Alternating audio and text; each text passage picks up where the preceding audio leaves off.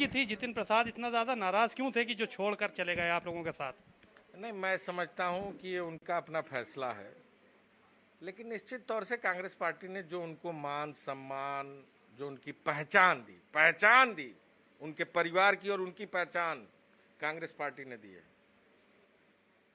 सांसद बनाया, मंत्री बनाया, उनके परिवार के लोग सांसद रहे, मंत्री रहे, और इतना सम्मान देने के बाद अभी पश्चिम बंगाल का उनको प्रभारी बनाया गया, और उसके बाद भी पार्टी के विश्वास के साथ धोखा किया उन्होंने, तो निश्चित तौर से भगवान उनको सद्बुद्धि दे। सर, आप कह रहे थे अखिलेश यादव के साथ पूरा परिवार खाना खाया है, क्या समाजवादी पार्टी में शामिल होना चाहते थे? इस तरह की सूचनाएं थी आपके पास पहले? कुछ 4 दिन पहले अभी अखिलेश यादव से मिलकर आए थे, अब भाजपा से मिलने गए, तो इसको क्या माना जाए? जो विधानसभा न जीत पाए, जो सांसद न बन पाए, अब वो पार्टी पर दोष दे, तो मैं समझता हूं इससे ज्यादा सोचना और चिंता करने वाली क्या बात हो सकती है, वक्त बताएगा।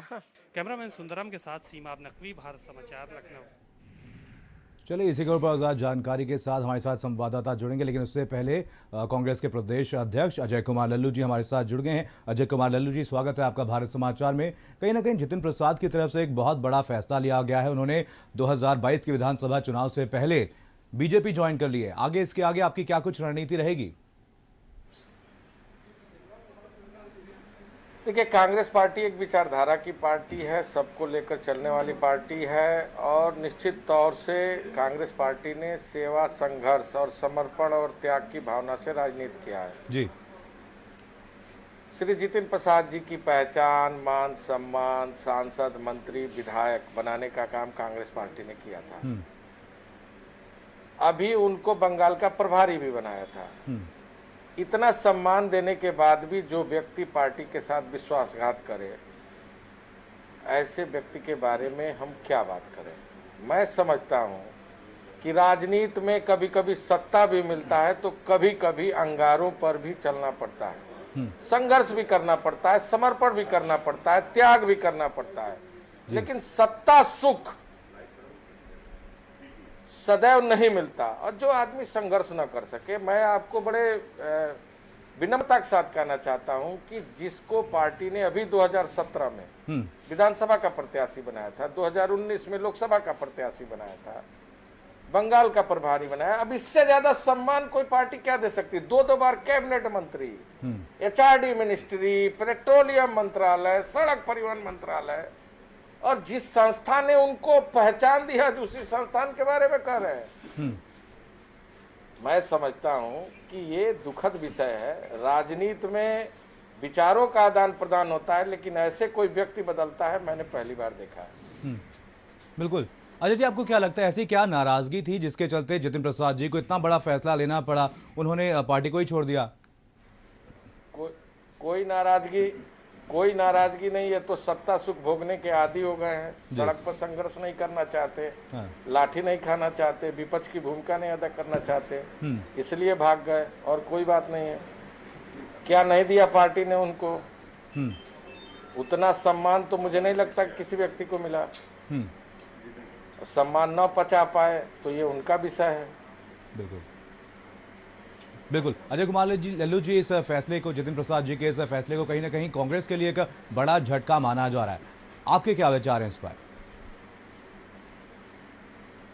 कोई झटका नहीं है, पार्टियां बनी रहती हैं, पार्टियों का विचारधारा बना रहता है, लोग आते हैं जाते हैं, लेकिन संस्था कभी कमजोर नहीं होती। और मैं समझता हूं कि बहुत सारे लोगों ने उनके नाते पार्टियां छोड़ी थी। बता दें, जितिन प्रसाद जी 10 साल मंत्री रहे, एक विधायक उन्होंने अपने क्षेत्र में जिताया, और टिकट तो अपने बंटवारे अपने मर्जी से बंटवाते थे, तो उनके जाने आने से कोई फर्क नहीं पड़ता।